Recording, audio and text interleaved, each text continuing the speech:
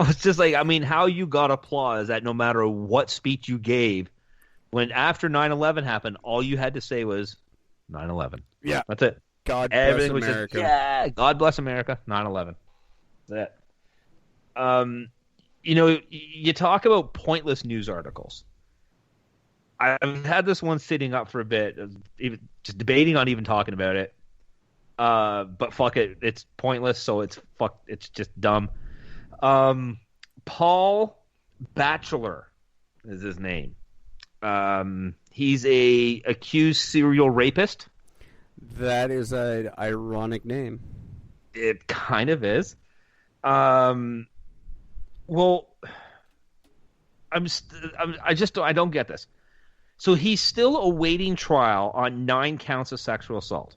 Okay, so he's still awaiting trial, but he's been granted bail while awaiting on trial, but he won't get to go on bail until after he's served. What the fuck is it? I just had it up here. After he served certain amount of time, I think it was 6 years or something like that. Why? How do you grant bail for a person that hasn't even been convicted yet? Well, that's how bail works. You get bail before your trial, right? But I don't know how he has to serve 6 years first. I'm just trying to find it. It mentioned it once here where it says, I just can't seem to find it now.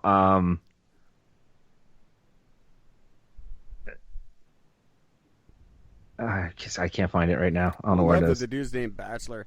Bachelor means rapist. Now, Bachelor used to mean you're gay. Yes, that's right. Back, like Rock Hudson was a confirmed bachelor. Or like Liberace, those guys. Oh, sorry, ladies. He's a confirmed bachelor. No ladies getting a ring on this man. He's a bachelor. He's a confirmed bachelor. Maybe he was a homo. They didn't say that back then. And Paul Batchelor. Now there goes that show. Hopefully. So let me see here. They said that the Ontario Superior Court Justice and London Weinstein granted him bail on Wednesday. What a shock. A Weinstein grants bail on rape. Shocking. Right? Yeah. Weinstein. That's not the judge I would want on my rape trial. Well, if you're the rapist, you would. My God. There's the first episode of Who's the Boss. I just have to read this because I just don't understand. So she granted him bail on Wednesday after Ottawa defense lawyer Oliver Abergel, why did I do this myself? Presented a plan under which Batchelor would live with his parents on the family farm in Wakeworth, Ontario, under house arrest with a GPS ankle bracelet. The strict conditions ban him from being around females, in quotes, unless they are blood relatives, and prohibit him from accessing the internet from any device with the exception that he's allowed to watch Netflix. Oliver. It's better than some of her. Am I right, Judge Weinstein?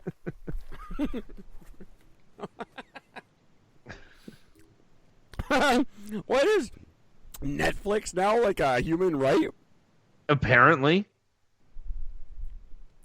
Not allowed. He's prohibited from accessing the internet from any device with the exception that he's allowed to watch Netflix. What the fuck? Oh, that's very important. He won't be released from the notorious Ottawa detention center until he also wins bail in Gatineau, where he's accused of sexually assaulting 3 more women the last time he was on bail. Is sexual assault illegal in Quebec? I don't know. Apparently it is now. Huh. I'm not hip to all the new laws.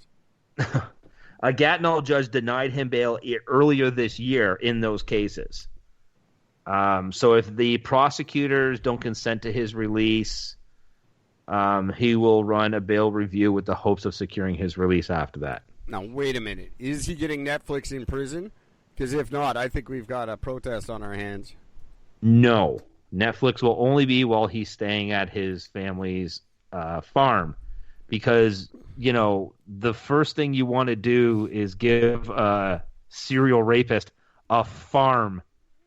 Oh, yeah. A whole bunch of land to just do whatever he wants to. I like that he's banned from being around women except blood relatives. You think that's going to stop him at this point? Right? He was on bail when he fucking raped 3 more women. I mean, come on. Just because they're a blood relative, they've still got a vagina. And how do you consider bail for a person who, while on bail, committed 3 more crimes? How do you...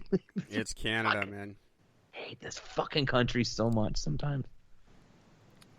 I hate our judicial system. I'm going to rephrase that. I hate our judicial system so fucking much. I got 3 words for our judicial system. Fucking COVID, George Floyd.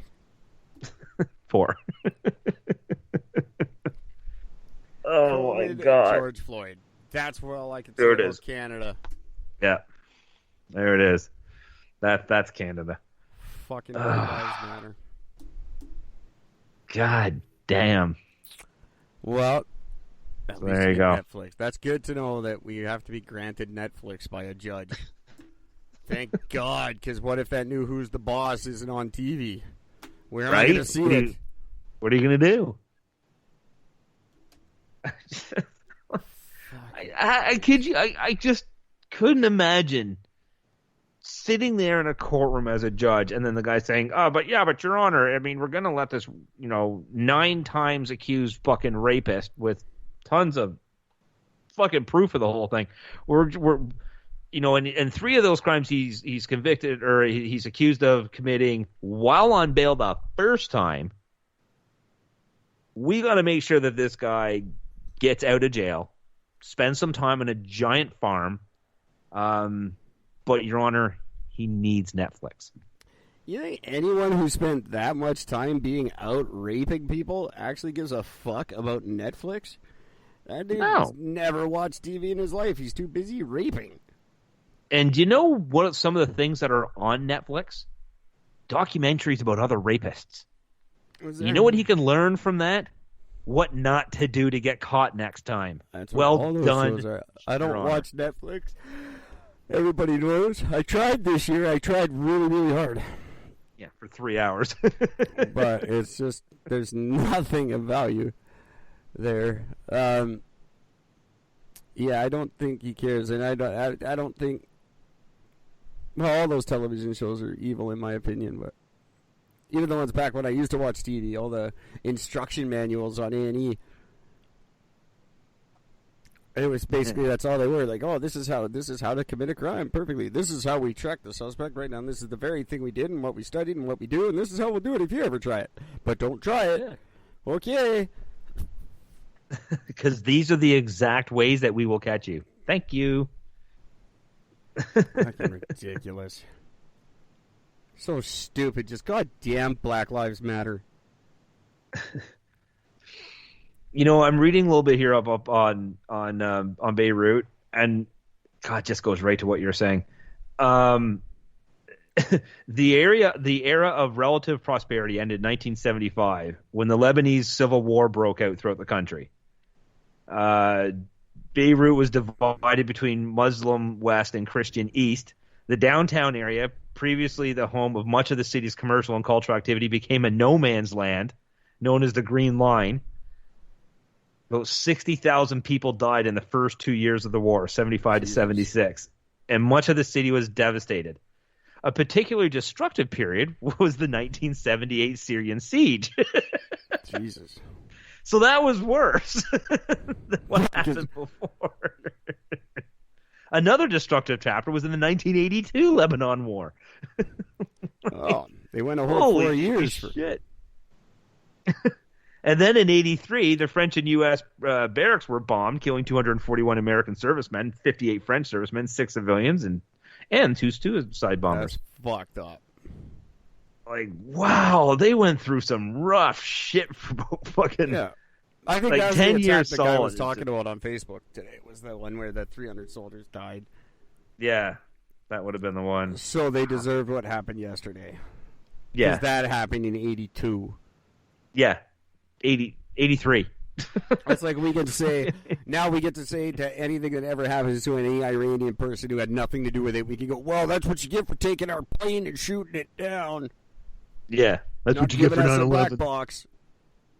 Yeah. No, not even Canada doesn't get 9/11, but we get the plane now. That's our plane. Now we can go fucking, no, that's what your kid deserved to die because our plane got shot down that we knew nobody on and didn't give a fuck about.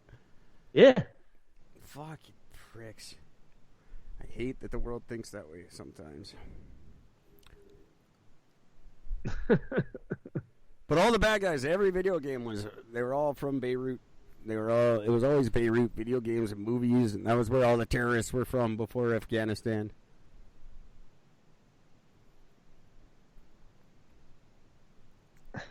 Now we know. Oh, we got Gord reading. Yeah, I'm still reading again. That's a good time to. We know it's time to call it when Gord starts reading. You never know when you're going to get him back. Well, the end of the war was 1990. Oh, clearly. So that's when the last bit of the war ended. But then the start of the 2006 Israeli-Lebanon conflict started. Yeah. I like how we did that. When we started working on political correctness, everything became a conflict. Yeah. It was never a war anymore. In the 90s, it was all war, and then in the 2000s, no, it's just a conflict. It's just a conflict. It's Wait, fine. did a bunch of people march in with guns and shoot a bunch of other people? And then those people started shooting back, and they're still shooting? That's a fucking war. Yeah. Conflict. God damn it, George Floyd COVID. There you go. So now I know what happened to my friends down the street. There you go. Now I know why it is when they said. So I guess when they said that they had no place to go back to, they probably meant because their fucking house was blown up. It literally wasn't there anymore. Yeah. And they just got it rebuilt, and everyone was sitting outside having a cup of coffee, going, "Thank God, well, that's done with." And then like, oh look, a small fire at a fireworks place. Oh look, the biggest fucking bomb in history.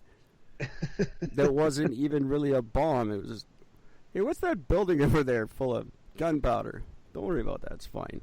It'll be fine. And then have you seen the orange cloud now that you've seen the pictures? No, I haven't seen the orange cloud, but how have you not? Maybe someone might have said, hey, maybe we should store this outside of the city. This enough ammonium nitrate to blow up the whole country. Maybe we should bury it somewhere, not put it in this building right in the heart of down next to the new Starbucks. No. It's by the water. It'll be fine. Now everything's by the water. It's so bad. All the different camera angles of the footage. Oh my God, just showing the blast. There's a wicked one of a guy on the ground with a cell phone, and you actually you see the blast, and then you see the shockwave. Yeah, that's the one I saw. Just yesterday. fucking launch the guy. He gets up and it just goes from this normal looking city with a little smoke in the background to just nothing. Just nothing left. And then there's still not a body count. They're up to 135. Oh, they're up to 135 dead and over 5,000 injured so far. Just ridiculous. That was the last count. Yeah, what I don't understand is 135 just seems low. Oh, they'll keep coming. Yeah, but I was expecting to see it to start off going. We got right off the top. We got at least 500 dead. I was expecting just right off the top, but no. They haven't found them yet. All buried under the 15 miles of fucking rubble. Oh fuck! It's just nuts. The pictures are just insane. It's all fucking George Floyd. I can't COVID the shit out of this fucking Black Lives Matter. I just can't get over. For me, the biggest shock in this whole thing is seeing the satellite images. Yeah. Of the before and after of what it looked like before and then what it's like after. Holy fuck. It's just insane. Absolutely nuts. It's all totally Biden.